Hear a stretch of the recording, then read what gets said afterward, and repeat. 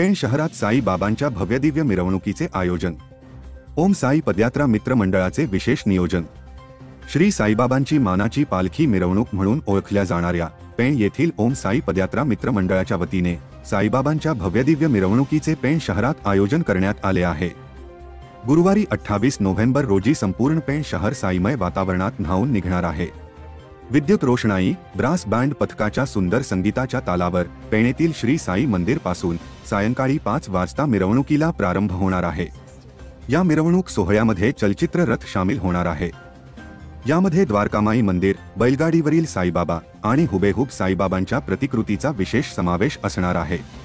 पेणेतील श्री साई मंदिरापासून सुरू होणारी मिरवणूक 13 घरांची आळी, चावडी नाका, कोतवाल चौक, पेण एसटी स्थानक, राजू पोटे मार्ग, कोळीवाडा, महावीर मार्ग, छत्रपती शिवाजी महाराज चौक, कासार आळी, हनुमान आळी आणि पुन्हा साई मंदिर येथे फिरणार आहे।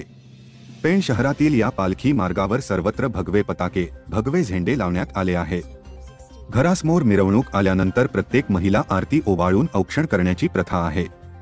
शेवटी साई बाबांची महाआरती आणि महाप्रसादाने मिरवणुकीची सांगता होणार असल्याची माहिती आयोजकांनी दिली आहे।